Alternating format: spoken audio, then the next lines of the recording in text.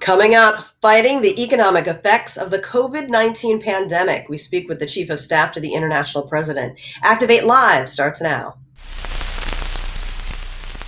Activate your voice! Activa tu voz! Activate it now! Speak up, speak out. Get involved, get involved. Engage-toi. Take action. Aktiviere deine Stimme. We're union and we're proud.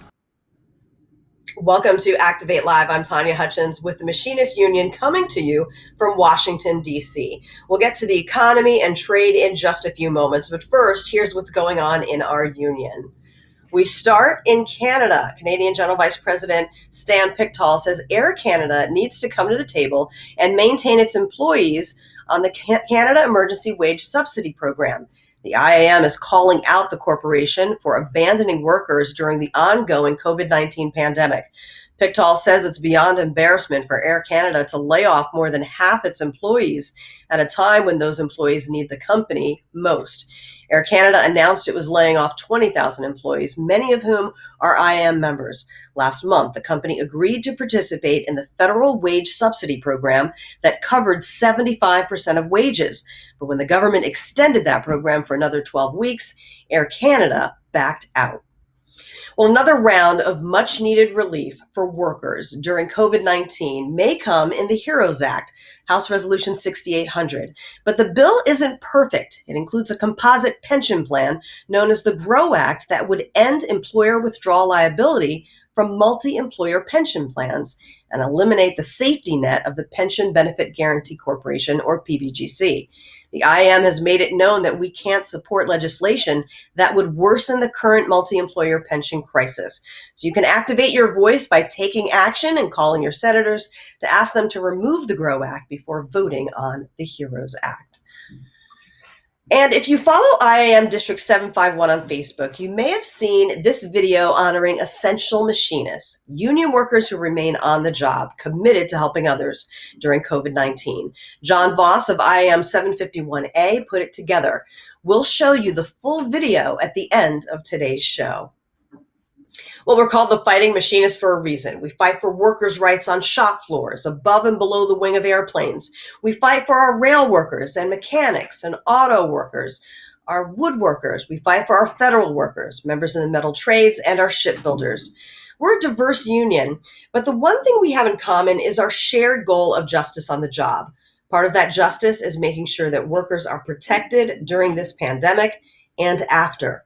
IAM International President Bob Martinez recently said, Machinist Union members and millions more workers across the nation who are currently laid off will be critical to restarting our economy when we are past this pandemic. And unless we take bold action now to keep employees connected to employers, our economy will take years or more to get back on its feet. Well, Owen Herrnstadt, IAM Chief of Staff to the International President, recently testified in a virtual Congressional Progressive Caucus hearing in support of the Paycheck Guarantee Act, which would cover 100% of wages for up to 3 months. The goal is to prevent mass unemployment. Our members produce, transport, service, and maintain the goods and equipment that create our nation's economy and protect our national security. They join the millions of other workers around the country who perform the work that needs to be done so that our country can not only survive this crisis, but to grow when it's over. And tragically, the heroes of our economy are losing their jobs, their livelihoods, by the millions. Owen joins us now with more information. Owen, before we get to the issues, what was that like to actually testify virtually?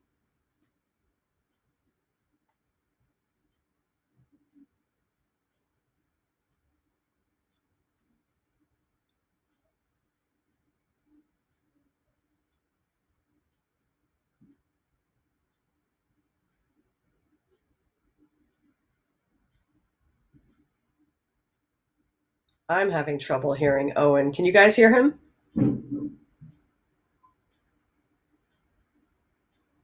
Hang on, we're going to see how I can hear Owen. We're not hearing Owen. I just heard him a minute ago. Owen's sound meters dropped. Hang on, we're going to try and figure we this may have to out. reconnect. Hang on one second. We're just checking to see if he's muted. This is what you get with live television, right? Or any live videos that you do. You always realize that something could happen at any time. So we are going to talk to Owen about wages, and we're going to talk to him about the Paycheck Guarantee Act and what it covers, because a lot of employees are without work right now. There are workers who are furloughed. There are workers who are laid off. And so many people are going through this. We have nearly 30 million people who are unemployed in the United States. That's near depression level, era levels. And it's scary. People are just trying to survive. So there are some really important policies that the United States can put forth, and that's what we'd like to talk to Owen about. So we're trying hard to get him back. Let's see if we can hear him. Owen, are you there? I'm not getting any sound meters from Owen. Owen may have to close the connection and connect back in. His sound meters disappeared, so I'm not receiving audio at all from him. Okay. So what we're going to do is we're going to ask Owen to try and reconnect. Hopefully he can hear me. He can close his browser and try to reconnect. And in the meantime, I'm going to tell you a little bit about some of the things that the IAM is asking for, because we had mentioned to you this Paycheck Guarantee Act and providing 100% of wages up to 3 months. So it would also provide support for fundamental business costs. So that could be something like rent. It could help to ensure that employers aren't forced to permanently close to keep them afloat. It would also include strong protections against fraud, abuse, and overpayment to make sure that the right people are getting what they need. We're going to check in with Owen one more time and see if we got him back. We got him? Can you hear me? Yes, we got you back, Owen. Okay, that's you great. Can hear me? I can hear you. Thank you. So I was explaining a little bit about the Paycheck Guarantee Act, but first I wanted to know, you have testified on Capitol Hill before. What was it like for you to actually testify virtually? Well, it was surprisingly easy, and I don't know why certain leaders in Congress can't advocate for more virtual hearings.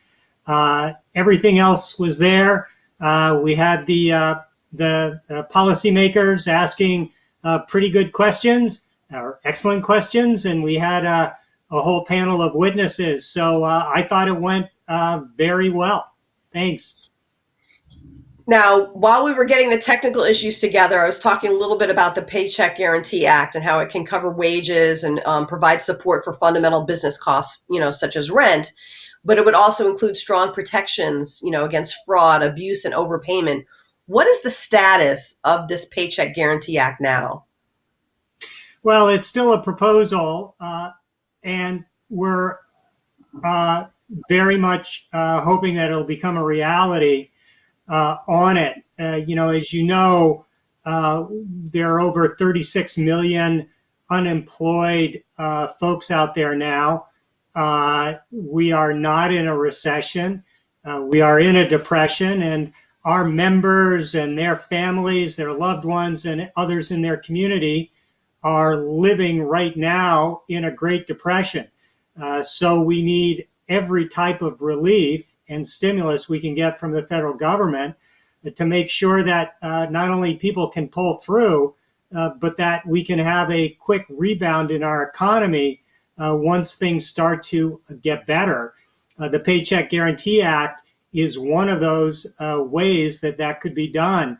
And it does it in a very simple yet effective way. As you have already discussed, it puts money in the pockets of workers and it keeps them on the payroll, which means, of course, that they'll retain their current health care insurance, presuming they have it through their employer. And it also means that when it comes time to be recalled, they're already there.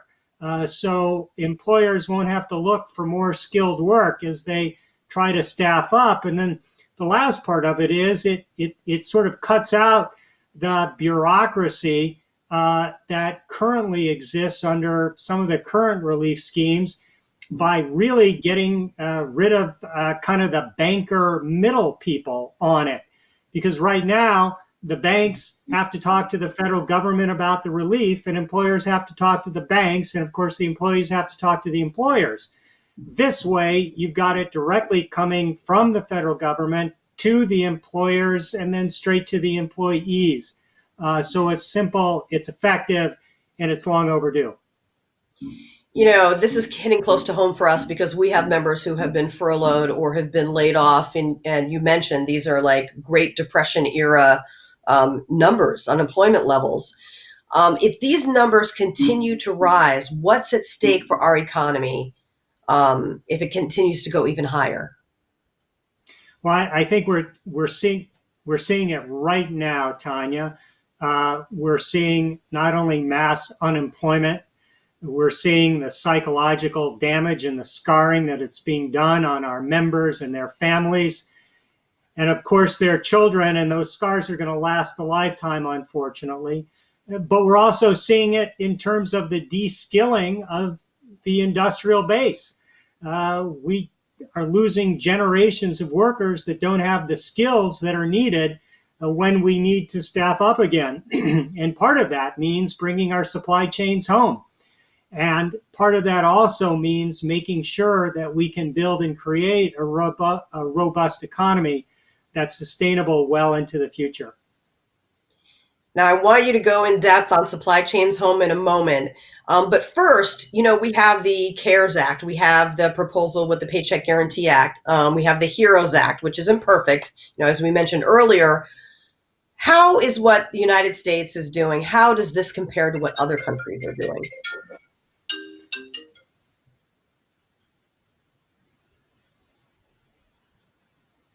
That's okay. Everybody's phone rings.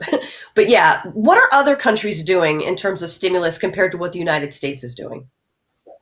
Sure. Germany has one of the most perfected plans. And before that, what they did was they have a short time work week.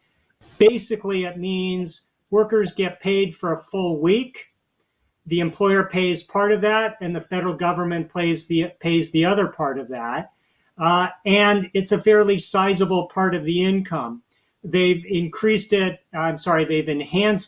since COVID began, but other countries have similar in concept ideas. Austria, for one, Belgium's another, and there are a host of other countries that have put some of the support on the federal government to help not only employees but employers out in these very, very troubling times. Now, you're also in charge of the union's trade and globalization department, and you know you were mentioning some of the policies that we need for the government to implement that will help us to rebuild, you know, our labor movement. And one of those was bringing our supply chains home. You know, we've had offshoring going on for years in the United States. You know, does it seem like there aren't many efforts right now to reduce that? Because I'm going to talk to you about what we should be doing, but what is going on now, if anything? Well, unfortunately, what's going on is exactly what we have warned about for many, many years. Even going back, 12 years ago, I think I testified on what would happen when supply chains that we were dependent upon outside of our country became disrupted through wars, through transportation issues, and then, of course, through things like pandemics on it. And, of course, we're seeing what happened on that right now. We're seeing our dependence upon medical supplies, personal protective equipment, all sorts of manufactured parts and components being totally disrupted because our supply chains are outside of the country of it. And that's obviously adding to not only the unemployment, but it's also adding to the difficulty it will be as we try to rebound and come out of this truly calamitous period for it. So we've posed a number of ideas to policymakers to make sure that obviously the next time this happens, we can prevent these types of disruptions. But more importantly, we've had some proposals which we think could be put to work immediately that would help put people back to work in much sooner time. Now, you wrote a blog that was published today by the Economic Policy Institute, and it's got a great headline: "Ending Offshoring and Bringing Jobs Back Home Will Take More Than Tweets, Press Releases, and Op-Eds." I just read this, and it's an excellent article. I recommend any of our members and workers to read it. And you start off talking about the Defense Department, and I don't think a lot of people know this, that our own Defense Department is relying on supply chains in other countries for defense products. What dangers does this pose? Well, I think as the piece points out, some of that was taken by one of the comments made by one of our officials in the Defense Department, who quite correctly said that our supply chain, particularly to defense contractors, was being disrupted because factories weren't operating in Mexico due to the COVID-19 pandemic on it. And that's something that should come as absolutely no surprise to anybody who's followed this or who has listened to us or others in labor talk about this. Components, important components, critical components that are now being done in Mexico are now not making their way to the U.S., causing these important disruptions. For us, the big question is, how did these supply chains get away from us in the first place? And then the second question is, we really need to be as concerned. Well, let me back up. We need to be very critically concerned that workers in our own country across sectors have the personal protective equipment that they need to perform the work that needs to be done. But at the same time, we need to make sure that other countries provide their workers with safe and health conditions and also PPEs at any time, but especially during this COVID-19 pandemic. Now, you write that the administration can start by using the Defense Production Act. How would that work? Well, I mean, the Defense Production Act is law that's there in times of national emergency. It gives the administration, the president, the authority to really direct the production of critically needed equipment that's needed in the time of the emergency. So, for example, we've been arguing that many of the plants that have been closed since 2016, and even more that have been closed in just the last 8 weeks, could be utilized under the Defense Production Act to produce and manufacture masks, ventilators, gowns, all sorts of other things that are desperately needed by our first responders, by our healthcare workers, by our meat cutting workers, and of course by manufacturing workers and transportation workers and everyone that works for the federal government that so desperately needs the protective personal equipment. Now, you also write that we should ensure that Made in the USA in government procurement programs actually means that a product is made in the USA. That's another thing that I don't think most people know, that they can have as little as 51% of the parts made here. How can we improve that? Well, I mean, one thing, what government can do, the administration can do right away, is review every federal agency to determine how it is implementing basic Buy American procurement laws on it. We should be making sure that the highest domestic content is required when a government contract is awarded.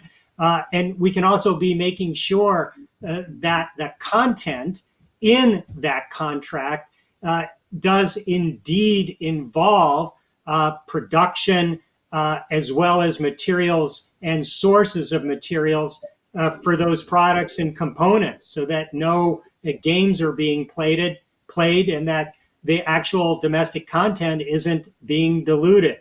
I mean, if we just began with that and then used a uniform rule across government and used some strict oversight, one could only imagine that some of that work will indeed be brought home. What is the deal with these waivers that allow exemptions? How do we deal with that? Well, that's another part of what a review would concern and what strong implementation would do. There are certain waivers for Buy American rules without getting into the weeds. It depends on the cost of a good and the availability of the good, and then things such as a public interest or national interest on it. And those should be very, very, very narrowly applied so that we can make room to make sure that if an entrepreneur wants to set up a business here and initiate production, they certainly can, and they can with a government contract. Right now, if a good isn't even produced here, it's hard to find how you could use Buy America in view of these waivers to initiate that production, and these things must change. You know, one of the other things that caught my eye in this article is that the Buy American requirements, you know, some commissaries and cafeterias in this country don't always use products from the USA. That seems like a slap in the face to the American workers. Yeah, and this was something that was pointed out to me a long time ago, and I know it's something that we're obviously concerned about. The Bakery Workers Union is concerned about, and many others are. So when we look at Buy American for government procurement, we need to look at it and apply it in the strongest way possible. You also write about employment impact statements. What are they and how would they work? Well, it's pretty simple, really. You know, we've used these things called environmental impact statements. I'm not an expert in them. But it only seems like common sense that we should be using employment impact statements when federal agencies consider different bids for government contracts and for work that is to be done. So in our mind, when a contractor is looking to make a bid, they would have to declare how many jobs, if they're successful, the bid would create or maintain here at home. And then, you know, there would have to be oversight of this to make sure that the statement was indeed accurate, and that if it wasn't, there has to be some sort of penalty to make sure that folks are kept honest. It's critical that taxpayers that see their money go towards government procurement also see their taxpayer money go to creating and maintaining good jobs in their own communities. And of course, many of those taxpayers are dependent upon those good jobs that are created through government procurement. We have to hold them accountable. Another recommendation you have is to create a U.S. manufacturing investment bank. Now, a lot of people have heard of the Export-Import Bank or Exim Bank. How would this differ from an Export-Import Bank? Well, I mean, the U.S. Export-Import Bank deals with goods that are for export.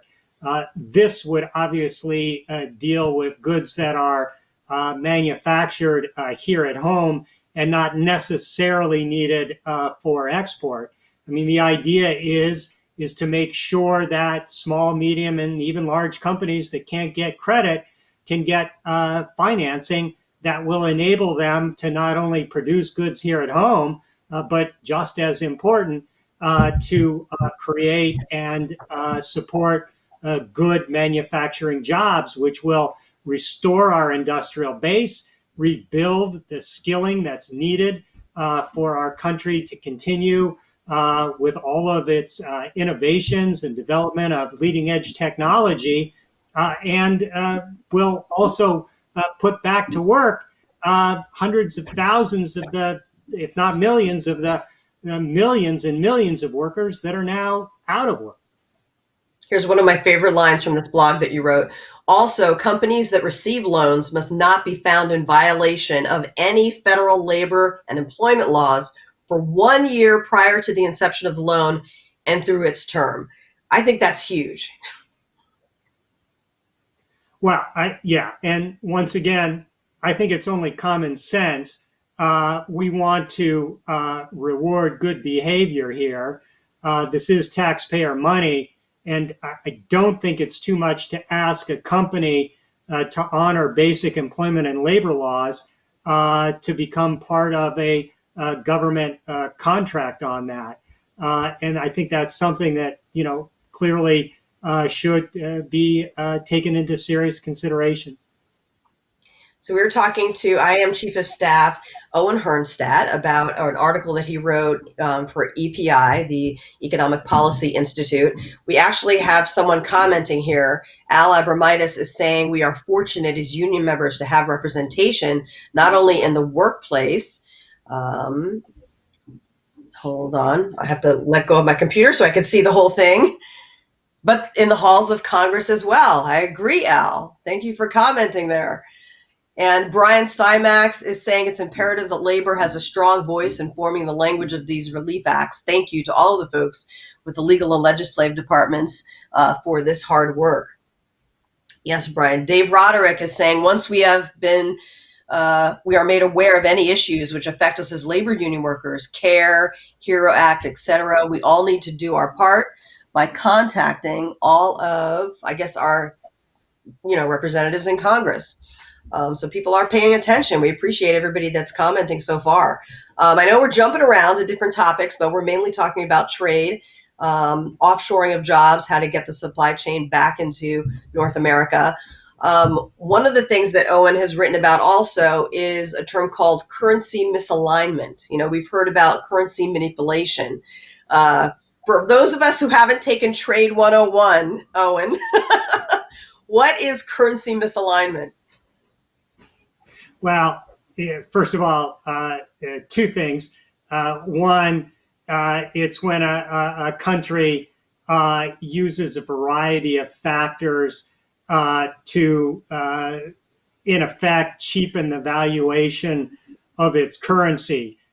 So it's easier or makes it more attractive for another country to buy or purchase its exports on it. But the real experts of this are at other institutions like the Economic Policy Institute that have written heavily about it. Rob Scott is one of the top economists there. He's written about it. I'd encourage everyone to take a look at their work on this very important topic. Tax incentives is another big issue that encourages outsourcing. What can we do about eliminating tax incentives that do encourage it? Well, we've been talking all along about reviewing our corporate tax policy, which leaves corporations with far too many incentives to actually move work offshore.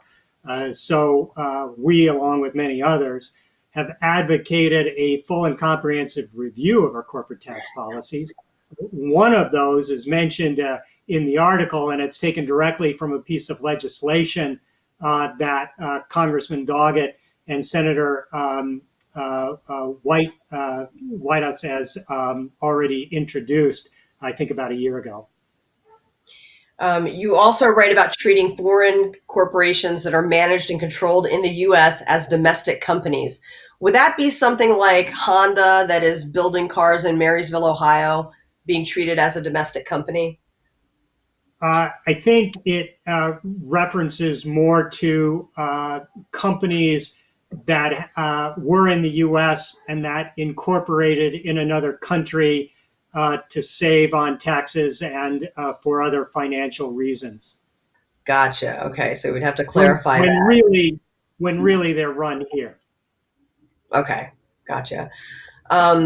I know we always are advocating for fair trade as opposed to free trade because we don't believe in, slave labor, child labor. This pandemic is really taking over all of our thoughts. How much trade talk is really still happening in the United States right now, or is it taking a back seat to COVID-19? Well, I mean, we're reading in the newspaper that the administration is continuing to negotiate free trade agreements with Kenya as well as with the United Kingdom. And then we hear from time to time about trade talks continuing with China. So you can reach your own conclusions. Okay. Well, Owen, we really appreciate everything, the time that you've taken to explain this to us. How can our members help on any of these issues that we've talked about? And is there anything else you'd like to mention? Well, one, our members are amazing. And everything they've been doing every hour, every day, is contributing to not only our union, but to this nation, from working in manufacturing to our healthcare responders, to our public employees, to our defense workers, all across the board on that. One, I would just say, pay attention to what you're hearing from government and push as hard as you can to make sure that our members, our brothers and sisters, of course, your families and your communities obtain the relief that's needed and obtain all of the things that they need to make sure that the future is one in which we can all share in. Thank you so much, Owen. We appreciate it. Thank you. I was Owen Herrnstadt, Chief of Staff to IAM International President Bob Martinez. And just to recap, if you would like to learn more information about everything that we've talked about, Owen just had something published today at epi.org. You can go check their blog. Lori Pelletier has a comment for us. She says, as a union, we are fortunate to have people like Owen on our side working every day to make sure we are getting our fair share. So true. We agree. Juliana Hilminski says, very informative. Thank you. We agree. Thank you, Juliana, I hope I said it correctly. And Becky Barrera Hunt says, thank you, Owen, from San Diego. We're so glad that we have members who are watching from all across North America. We really appreciate it. So this article, if you'd like more information, is called Ending Offshoring and Bringing Jobs Back Home. Will take more than tweets, press releases, and op-eds. You can go to epi.org. That's the Economic Policy Institute. Right on the homepage there, you can see a blog in the middle column. If you click on that, you'll be able to read this excellent article by Owen Herrnstadt. And the very end of it says it all. I mean, there's a line at the end that says, never again should our highest officials in the Defense Department have to plead for help from another country to produce the essential equipment that should be produced here at home. Nor should our officials demand that another country force its workers to produce goods for the United States under unsafe conditions. So he really spelled it out for us about really everything that the United States needs to do in terms of policy to boost the labor movement and to bring jobs and the supply chains back to the United States. So we appreciate Owen's time today. We appreciate all of you as well. So you too can join the conversation about the Paycheck Guarantee Act, the HEROES Act, and fair trade. Let us know what you think right here on this video, no matter what social media platform you're watching. We would like to know how you feel. Well, during these challenging times, life goes on and nonprofit organizations do their best to survive in order to help those in need. Guide Dogs of America is no exception. In the spirit of giving, Guide Dogs of America is running a spring Fund-a-Need to support its program amid the ongoing coronavirus pandemic. There are fun giving opportunities like providing a dog a new toy or feeding a puppy for a month. This week, GDA received a special match donation from an anonymous donor who's willing to match every dollar donated up to $6,500. Now, every gift made this week will be doubled, providing much needed confidence, independence, and mobility to those who need it. We are going to post this link in comments, but you can see some of the gifts and the sponsorship examples there on the page for Guide Dogs of America. So hopefully this week the giving will go up and everything will be doubled for Guide Dogs of America, which is our favorite charity, which helps people who are blind and visually impaired to have guide dogs free of charge. And they raise and train the guide dogs as well. Wonderful organization. Well, here's a look now at this week in labor history. We're going to go back a few days for the first one. So on May 15th, 1920, the first labor bank opened in Washington, D.C., launched by Machinist Union officers. It was called the Mount Vernon Savings Bank and was located inside the old IAM headquarter building at 9th Street and Mount Vernon Square. Now, on May 17th, 1954, that was the anniversary of the Brown versus Board of Education court ruling that banned segregation in schools, calling it unconstitutional. It was a landmark ruling that literally changed the face of American classrooms and race relations throughout the United States. And on May 20th, 1926, the Railway Labor Act passed, which governs labor relations in the railroad and airline industries. The act was later amended in 1934 and 1936. It was the first federal legislation protecting workers' rights to form unions, and the act under which our IAM Transportation Department operates. Well, next Wednesday, we continue our series on employee assistance when we speak with Christina Moutier about keeping our mental health healthy. We wish all of you good health. We leave you now with the video that was produced by IAM 751A member John Voss. Hang in there, everyone.